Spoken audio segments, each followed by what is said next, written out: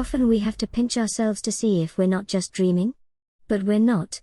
Join me in a quick victory lap celebrating the survival of our love story against all odds, for 54 years as of the Christmas of 2025. Forget about your lost love. Here's a red apple for you. Take a bite.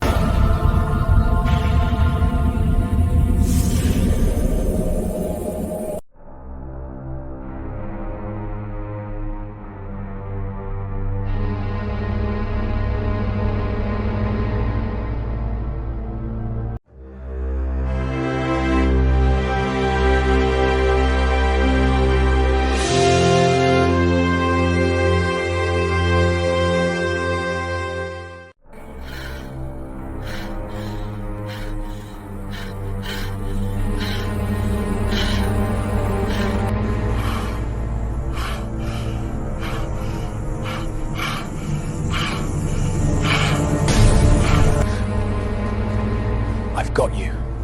She will never harm you again, my love.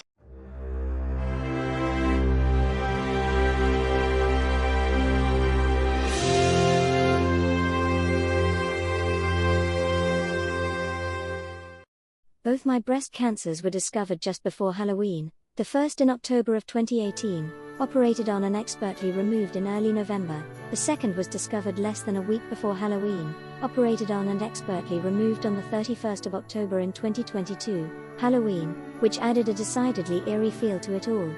Of course, October is also Breast Cancer Awareness Month, so there's that to consider.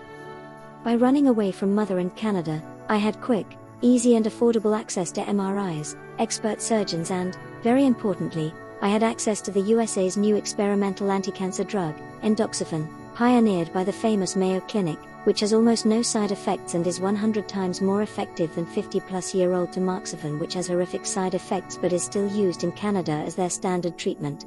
Both my breast cancers were discovered and removed within days. Right breast, rarest kind, in 2018, left breast, invasive breast cancer, the most common kind, in 2022. As a result, I've survived breast cancer twice. My sister lived her adult life as mother's captive in Canada, had to endure delays, no MRIs, no newer treatments, succumbing to just one supposedly easily treatable breast cancer, dying at 62.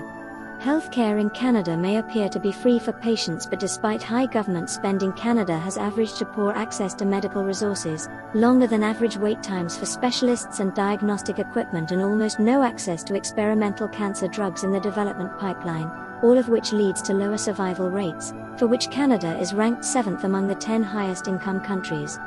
So you are much more likely to survive by getting treated in the top 6 countries in that list, but actually, in many other countries too. In my case Panama, but there is a long list of those. So with no medical insurance, did my 2 breast cancers impoverish us? Well, for my right breast we paid $7,000 and later for my left breast, $10,000, which is not free like in Canada, but a lot lower than in the USA. More importantly, I've survived and we pray that will continue for a long time to come. I opted for lumpectomies over mastectomies because the 20-year survival rate is the same for either, so why mutilate my breasts? I encourage women with hormone receptor positive breast cancer to search YouTube for Mayo Clinic new breast cancer drug study results are promising and watch the top 5 videos, the first video being the one that proved life-saving for me. Besides my sister and I having double the familial risk for breast cancer anyway, mother took diethylstilbestrol for both her pregnancies in the 1950s, resulting in my sister and I having roughly 8 times the average 12% risk for breast cancer. 8 times 12 is 96%, but really, make that 100% as we both got breast cancer anyway, me twice. That was our only inheritance from mother, who lived to 93.5 in Canada, outliving my sister. Mother was silent about my breast cancers, likely even smugly happy, and in denial about my sister's breast cancer, her compliant captive for her entire life, refusing to visit her as she lay dying in the nearby hospice, or even attend her funeral. Little wonder I ran away from her and ultimately from Canada, which was not big enough for the 3 of us. I was disowned by her decades ago and that never changed. But you know what? That ultimately saved my life. I've got you.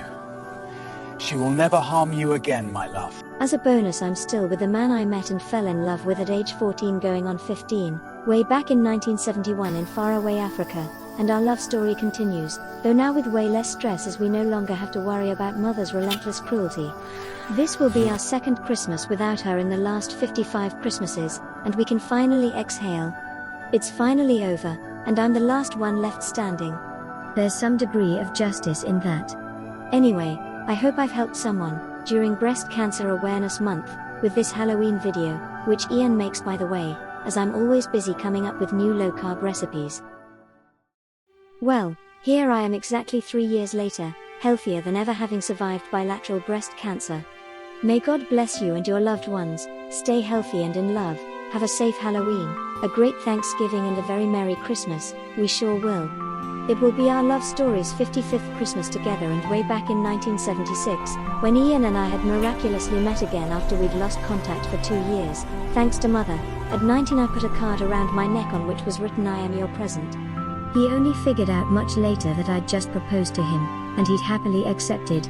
2 years later, in a panic to try to prevent me leaving Cape Town and him for Canada, he proposed to me without a ring. I happily accepted, though we were cruelly separated for 9 months anyway, stuck at opposite ends of the world, but that's a story for another day.